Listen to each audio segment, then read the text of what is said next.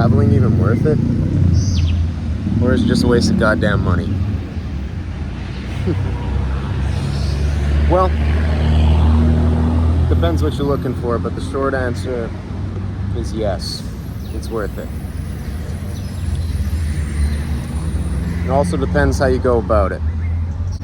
I mean, if you just travel like a rich person, so to speak, if you just travel very comfortably, you take only nice cars, you only go between your hotel and maybe specific restaurants or tourist areas, or like in some countries, some people, they just go to the resort and they don't leave.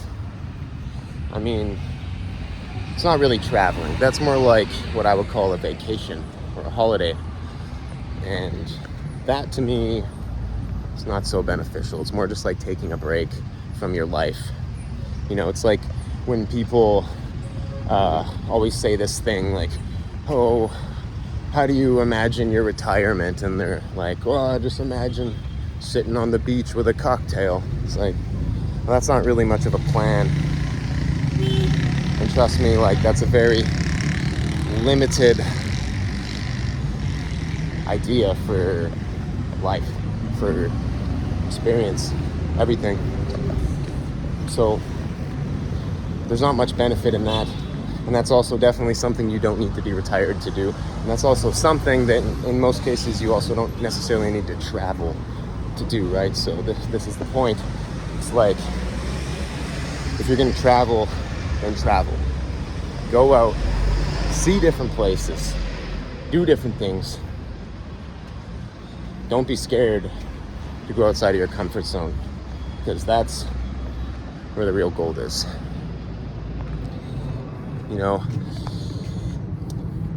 I always say they call it a trip for a reason. And, realistically, science shows that when you travel and you go somewhere that's completely new, everything is different, the language is different, the culture is different, so on. It forces your mind to rewire itself. Like, the plasticity in your brain increases dramatically. And in that way, it literally has a similar effect that taking psychedelics does. And in that way, you're getting the true benefit of it. I also seen this article recently, and it was saying traveling is actually more effective than therapy for changing your psychology. And I would say I'm an advocate of this way of thinking. Because, it forces you to step outside your comfort zone, to become someone that you wouldn't have become if you stayed at home, if you stayed where you were. And it forces you to adapt, improvise, and overcome. And, so there's many benefits to this. If you are depressed and you can afford to go traveling, do it. That's what I say. Because, yes, it will force you to change the way that you're thinking. Not only that, sometimes there's nothing better for you to get out of your rut, out of your depression, than going out and getting into a new environment and recreating those circuits in your brain. And especially, if you go somewhere magnificent, you're standing in front of the Great Pyramids, or you're standing on some mountain in a foreign country, or even just seeing a beautiful city, or something simple like for me that I deeply enjoy is just having food at a great restaurant. Something like this is like an experience that realistically, it's priceless. Yeah, you have to pay for it in most cases to get there.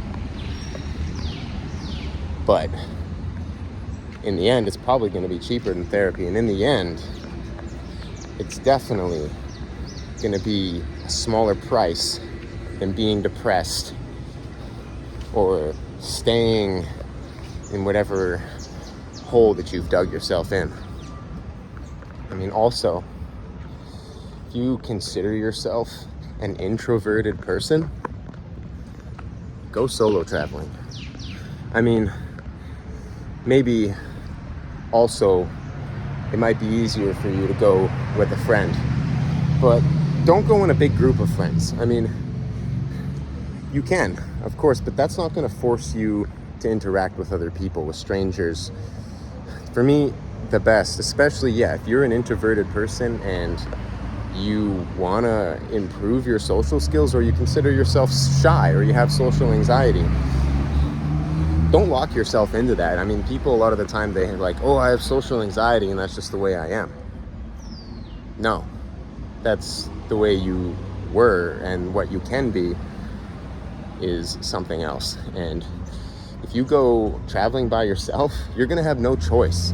You're going to need to ask questions. You're going to need to interact with other travelers. You have to talk to people. It's going to happen. And when you do it, you'll realize that it's really not that difficult.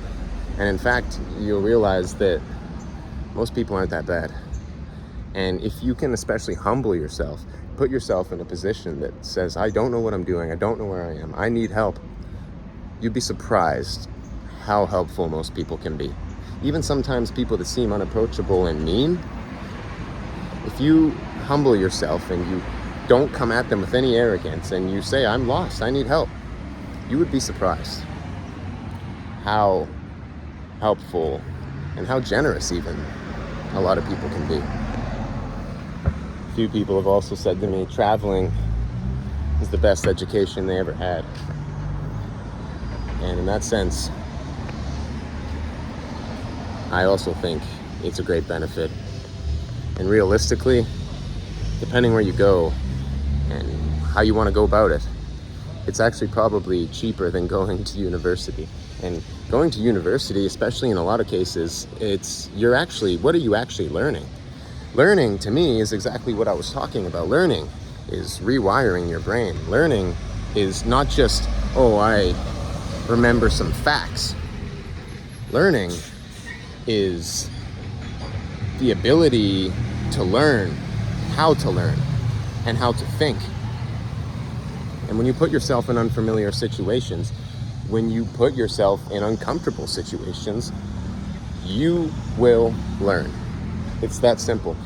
And especially when you go around and you talk to people and you really are interested in what they have to say and why do they think the things they think, why does this culture work this way, that is learning at its best.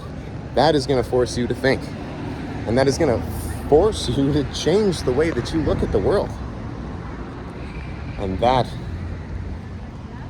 is gold. That is something most people won't get from going to school. So I guess if you ask me, is traveling really worth it? I guess I would say, go see for yourself.